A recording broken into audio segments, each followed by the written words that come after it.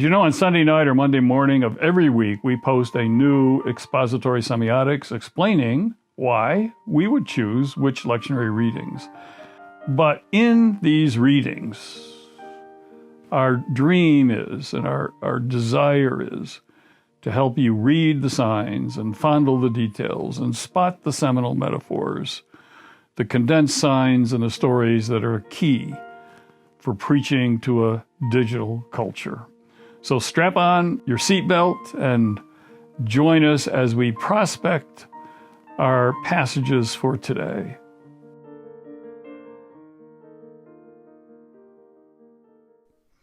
This is No Time for a Sermon Sunday, and I welcome you to No Time for a Sermon. I only have one sermon anyways, and I preach it over and over again and modulate it in 1,000 different ways. It's the same sermon, as Paul put it, I preach Christ and Christ crucified. That's my one sermon. But today actually is the 26th of December, is St. Stephen's Day. St. Stephen was the first Christian martyr, and it used to be celebrated in some strange ways by our ancestors. Some of my ancestors in Ireland and Wales used to dress up in old clothes, wear straw hats, and travel from door to door with fake wrens on a pole as they would sing and dance and play music. And then some of my other ancestors in Wales, it was called holming, Holming. And what they would do is, today, the last people in the household who would wake up, they would take all the extra holly decorations that they found in the house and go and tap them. And sometimes it was more than a tap. And the last person that was awakened to this holming tradition was responsible for the menial chores for the rest of the upcoming year. So all the chores, the things around the house that nobody else wanted to do, they would have to do. But we are celebrating this year, and very differently than last year, where in 2020, the year much of the Christmas celebration fell by the wayside. We were forbidden to sing Christmas carols, if you remember. We were forbidden to go caroling. We were forbidden to have Christmas parades, Christmas parties, and no child was allowed to sit in Santa's lap. But the celebration today is the beginning of a time of year that we are so focused on Christmas that we forget the Christmas tide. And we are today in the second day of Christmas tide, or what is also called 12 tide. Starts Christmas Eve, ends the evening of the 5th of January. It used to be that these 12 days, as the song says, were days of partying and festival and a time of celebration and cheer with ladies dancing and lords a leaping and pipers piping and drummers drumming and golden rings, the 12 days of feasting and festival. Now what happened is the Christmas season got whittled down to our 2 days, Christmas and New Year's, and we've been ripped off by the other 10 because it used to be our birthright is 12 days of celebration and cheer and festival and food and drink. And now, increasingly, even those 2 days are being taken from us. But Christmas fear is increasingly replacing Christmas cheer. And we need to bring back the cheer. We need to bring back the joy to the world. The Lord is come, has come, and is to come. The Maranatha joy. Now, I got this sermon title, No Time for a Sermon, from one of my mentors. His name is Luther Ridgway. And mentoring, let me just say something about mentoring, because mentoring is basically the art of passing on the baton, the art of passing on the tradition, if you will. And for me, tradition is a verb, not a noun. The art of traditioning, if you will. And your mentors are your rabbis, your Yodas in current language. But I like to think of them as your rabbis. And these were people in your life that that didn't want to be your masters, they wanted to be your mentors. And too many professors, I think, want to be masters, not mentors. People who would dive into your life and help you, mentor you, and show you how the rubber hits the road in what you were learning specifically. And I've been blessed by some great mentors, some fantastic mentors. My mother, one of them, I wrote a whole book about her called Mother Tongue, but Winthrop Hudson was a mentor, an academic mentor, and Charlie Nielsen was another academic mentor, and Marie Ahl was a mentor that in the 90s she would mentor me she said, "Sweet, you're into your own creativity, but I want to introduce you to God's creativity." So she took me into the woods and showed me, opened up to me the world of night. I didn't know that night had its own sounds, its own smells, its own sights, and mentored me in creation itself. And then a mentor, Dick Zimmerman, former CEO of Hershey Foods, that I would not be here today without his mentoring. You're only as good as your mentor, I think. And so who are your rabbis? Who are your mentors? But this No Time for a Sermon idea came from Luther Ridgway, one of my first mentors. In my mid-20s, I was associate pastor at his church. I was also doing teaching at Colgate Rochester Divinity School, Crozer, where I became provost. But I loved the church. I wanted to serve the church. When I became president of seminary, I said I stepped down from the high calling of pastor to take the position of president. But he's the one that every year he would title his sermon "No Time for a Sermon," and this was a bold thing to do. And he got his boldness partly because of a breakdown that happened in his life. He pastored a church, and there are some church killers out there, some clergy killers, some churches that will kill clergy. They're toxic communities. And they found a weakness. And he had a lot of the spaniel syndrome. He wanted to please people. He wanted to be liked. And they saw that, and they brutalized him, this church, and they broke him. And it was a long journey back, but his journey back made him stronger. We can be strongest in the broken places. And he found his therapy in rocks, in polishing rocks that he loved to give out and make jewelry and give out to kids and people, and growing roses. His sermon that we preached at his funeral was called Rocks and Roses. And he was a rock for me, but he also had this sweetness of the smell of a rose.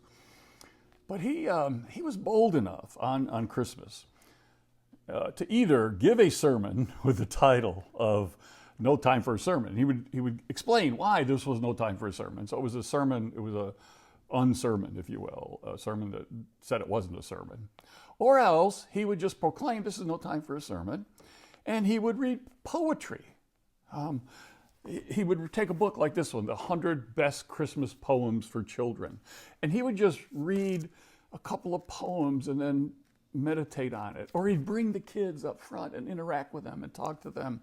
Or he'd take a certain carol, a Christmas carol, and he'd tell the story of that Christmas carol. Or he would share a selection from an author that was writing or meditating on a Christmas theme. And one of his favorite authors to do this was Howard Thurman. Howard Thurman, I knew about Howard Thurman because I went to, and I became provost of Martin Luther King Jr. Seminary, Crozer Seminary. And wherever King went, he would take with him, along with his Bible, Howard Thurman's Jesus and the Disinherited. And so one of Thurman's books, The Mood of Christmas, is a Christmas mandate for reading in my life. It's just an imperative. You got to read from it. It's just so rich and wise. But he had his own book that he gave me as a gift.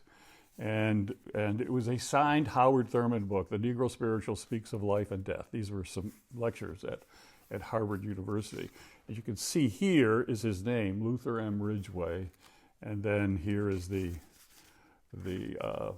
signature of Howard Thurman himself. And so this kind of set me on a course of trying to collect all of the signed Howard Thurman books that I can. And so I have quite a few here that are signed by him. Meditations of the Heart is another one. I love this one, and it's kind of a gift edition here. But this is called, somebody transcribed his sermons at the Boston University Chapel, which is where he was dean of the chapel. And Temptations of Jesus, Howard Thurman, 1962. This was number 413, book number 413. But in this, I just want to read you a little selection here of what Howard Thurman is talking about. He gives a story of when he was in Rochester, and he talks about the relationships that exist between the things that God created are not created by God. Many years ago, when I was a student in Rochester, New York, I went into a haberdashery to get a pair of shoes. Thurman went to Rochester Theological Seminary. It became Colgate, Rochester, and then they added to it Crozer, and then a Episcopal Seminary, Bexley Hall, and a Catholic Seminary, St. Bernard's. So it became a cluster, if you will, of seminaries. I went into a haberdashery to get a pair of shoes. It was one of those famous Rochester days, and I know these very well. The sun hadn't been around for a long time. It was wet and slushy, snowy and icy, just one of those days when the weather seems quite personal. The salesman asked, "What size shoe do you wear?" I replied, 10. "What kind?" "Black Oxfords." He went out, came back with a box, and then suddenly turned around and carried the box out. He returned, took off my shoe, measured my foot, went out again and brought back another pair of shoes. I put them on, they fit, and I paid him. I wasn't anxious to get right into that weather again and tarried for a while. I was the only customer in the store, and the salesman said to me, "You know, this is an awful job that I have." "Oh," I said, "seems pretty good to me. You walk around all day dressed up and you wear a boutonniere and you don't have to work hard." But he replied, "Oh, I don't mean that. You see, I get tired lying." "Lying?" I asked. "Yes. We're not supposed to let the customer know the size of his feet. When the sun is shining and it's a beautiful day, it doesn't worry me very much. But when the weather is heavy, then my conscience stirs and I don't like it. I decide that I'm going to do something about it. But then I remember that this is a very good job and it pays enough. And I see the face of my little boy and my wife and I smile and I just go on." "Well," I said, "you won't have to worry about my telling the manager that you told me the truth. What size did you sell me?" 12, he said. To a world that makes you lie to live, it is time for us to say, Bah Humbug. And that's why I'm calling this Bah Humbug. It's a Bah Humbug to the traditional attempts to say something special about the most special time of the year. But sometimes speaking the good news in this world and proclaiming the good news is to say Bah Humbug to the bad news. And it's been a Bah Humbug year. In fact, you may make a case that Ebenezer Scrooge, the main character in Charles Dickens' A Christmas Carol, named the year that we ought to go by, the Bah Humbug year. And maybe Scrooge is the patron saint of our times, the prophet of humbug, because so much around us is just what? Humbug. And when Christmas cheer turns into Christmas fear and is the dominant mode and mentality and mobility of our world, that we are living and acting and being out of fear, it's time to say what? Bah Humbug. Bah Humbug. The essence of humbuggery is deception. It's fakeness. It's falseness. It's fake news. It's false talk. It's deceptive appearances. In a humbug world where hypocrisy is rampant when opposites are happening at the same time. And hypocrisy is the essence of humbug. This hypocritical nonsense, deceptive speech, this gibberish, you can't trust anything. My grandfather used to say, hogwash. That's an Appalachian term for humbug, but everything was hogwash. I don't believe a word of it. You're not going to hoodwink him with hogwash. We live in a Bah Humbug world where nothing is as it appears to be. And many times, things are the opposite of what they say they are. And it's up for us, in the light of the Christmas story, to say to this world, Bah Humbug. Steven Pinker talks about a public sphere that has abandoned rationality. His new book, Rationality, What It Is, Why It Seems Scarce, and Why It Matters, just came out. Talks about the public square, I'm quoting here, infested with fake news, quack cures, conspiracy theories, and post-truth rhetoric. And to that world, it's time to say what? Bah Humbug. Corporations who claim to care about income inequality or the environment, but are often the most glaring offenders of both, as if saying so, yes, makes it so. It's time to say to that kind of world, what? Bah Humbug. Now, there are various ways of saying Bah Humbug.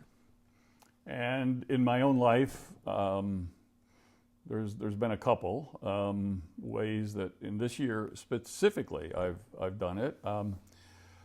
I admit it's more than a guilty pleasure. This time of year I watch, are you ready? The Hallmark Channel. Okay.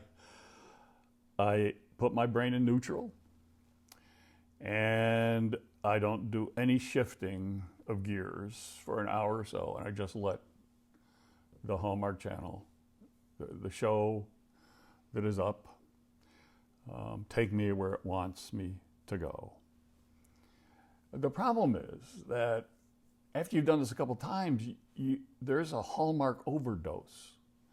I call it type H diabetes from all the sugar and all that kitsch. Do you know what kitsch is?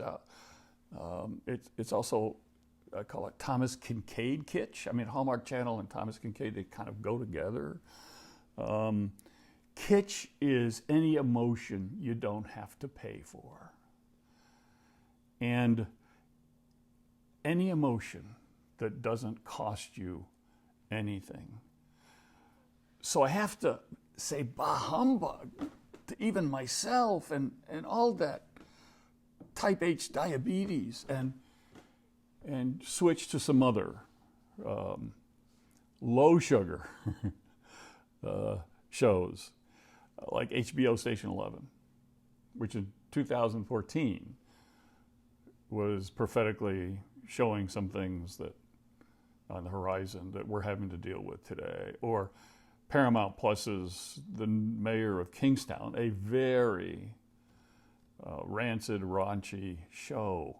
But Jesus cared about prisons. One of the 5 things that were in his original sermon, that we are to care about prisoners. And if you want an introduction to prison culture and what's going on in the world of prisons today, there's no kitsch in this show. And these are my ways of saying humbug to all this sugar, a Christmas without a cross, to a world that Christmases everything in sugar and forgets the cost of the cross. It's time to say Bah Humbug. It's also time to say Bah Humbug to a telling of the story that colonizes it with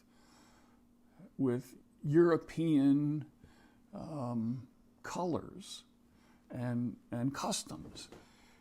And have you ever seen a creche where the figures were dark? Have you ever seen a creche where Joseph is holding Jesus, not just Mary? have you ever seen a creche that didn't tell the story, that looked so Anglo and so Western and so European? And so my way of saying bah humbug to this was to commission by an artist, from an artist, a more honest portrayal to make me a creche where Mary and Joseph look more Jewish, Arabic, Semitic than Western, where there is the red heifer present. And I've done a whole LenTalk on that, where Joseph is actually coddling the baby, not just Mary, and then some whimsical little things of birds on the backs of the little doves on the backs of the animals. But my way of saying bah humbug to the kitsch that is in, and the colonialism that is in a lot of our portrayals of the Christmas story. My final bah humbug in this No Time for a Sermon is going to be a follow-up Len lecture where I'm going to kind of bah humbug the lectionary reading from Luke and the interpretation of it, and try and at least the interpretation of the lectionary reading itself. But I want you to listen to the reading, and I want to give you a whole alternative way of interpreting what you're hearing than the one that we've given it. So here we go. This is the Gospel, Luke 2:41 to 52. Now, every year his parents went to Jerusalem for the festival of the Passover. And when he was 12 years old, they went up as usual for the festival. When the festival was ended and they started to return, the boy Jesus stayed behind in Jerusalem, but his parents did not know it. Okay, now see, so you got to get rid of the nuclear family idea, okay? When you went to Passover, it was the whole kit and caboodle that went to Passover, the whole shebang. You're multi-generations. So you're really traveling in a caravan of everybody as part of your clan. So you would have gone in community. So it's not just what were Mary and Joseph doing where they lost track of Jesus. Assuming that he was in the group of travelers, again, they went a day's journey, then they started to look for him among their relatives and friends. And when they did not find him, and they returned to Jerusalem to search for him, after 3 days, they found him in the temple, sitting among the teachers. In other words, they had one day that they missed him. They got 1 day going back and 3 days searching for him. So that's 5 days here he's missing. Listen to him. He was sitting in the temple, sitting among the teachers, listening to them and asking them questions. And all who heard, in other words, all these teachers, these doctors of the law, who heard him were amazed at his understanding and his answers. When his parents saw him, they were astonished. And his mother said to him, "Child, why have you treated us like this? Look, your father and I have been searching for you in great anxiety." He was not yet legally an adult, so she still could call him a child. He said to them, "Why were you searching for me? Did you not know that I must be in my Father's house?" But they did not understand what he said to them. Then he went down with them and came to Nazareth and was obedient to them. His mother treasured all these things in her heart, and Jesus increased in wisdom and in years and in divine and human favor. Can you imagine that long road back to Nazareth with Jesus? And what his parents said to him and what he might have said. This is a story that we have yet to understand. And what we do understand, I think we are getting wrong. And that's my final humbug today, is this Len lecture where I'm going to argue that these missing years from this is the last time we see Jesus until he's 20. He's 30. He's coming out at 30 years of age. So from 18 years, from 12 to 30, we know nothing. And where was he? What was he doing? And there's actually one book where a whole chapter in that book that I've written, I don't believe a word of it. I wrote it with Frank Viola. And I was responsible for the missing years chapter. And so I wrote what I thought was the correct interpretation of this passage. And it said Bah Humbug to the traditional one, where Jesus spent 18 years in Nazareth serving as an apprentice to his father in carpentry. And so Frank and I got in this little debate where he said, no, he wanted the traditional, the traditional portrayal. I had a whole new one. And we were going to then do two alternative interpretations of this text. And finally, I just said, no, let's have this focus on Jesus. So I'll defer to you. So in that chapter on the missing years in Jesus, a Theography, there's a whole chapter, and my name's attached to the book, that Frank wrote. And again, I don't believe a word of it. But you can't, this is not gospel truth here, because nobody knows what happened in these 18 years, and what anybody says is just guess. So, in the spirit of his guess is as good as mine, okay. But I want to give you, in this LenTalk, my final Bah Humbug of today, the semiotics of why I think I know where Jesus was and what he was doing. And the key is here that he was sitting among the didaskalos. That's the highest, that's the doctor of law, doctor of Torah. It's the highest degree you can get in Judaism. It's the title of a rabbi, the highest rabbi, didaskalos, doctor of the law. And he was sitting among them. They had invited him to come into the hall of study and interact with them. And he is teaching them the didaskalos, and they are learning from him. Now, the Jewish learning style here, the teaching style, is very Socratic. You ask a question, and you lead people in an argument by asking questions, and they answer it. So by the time they get to the answer you want them to come to, they basically answered it themselves. They've come there themselves. So truth is, that's why I say truth is recognition, recognition. You're becoming aware of something that you already knew or you already found out for yourself. Nobody's imposing anything on you. You are recognizing the truth, and recognition. Truth is recognition. And so I am going to give you why this lectionary passage for today, where Jesus is teaching the teachers, and the fact that we don't see him again from the moment he's teaching the didaskalos until he becomes himself a didaskalos at 30. You can't take disciples until you're 30. And you take disciples as a didaskalos. Why were they allowing him to sit with them? He's still a child. Why were they allowing him to teach them? Still a child. And so what was Jesus doing these 18 years? And why does this passage make the case that Jesus, in the recognition of the highest teachers of the law, teaching in the hall of study in the temple, recognized Jesus as the most brilliant theologian that they had ever heard, regardless of his age? So join me in the LenTalk for my Bah Humbug to the standard interpretation of the lectionary reading for the day.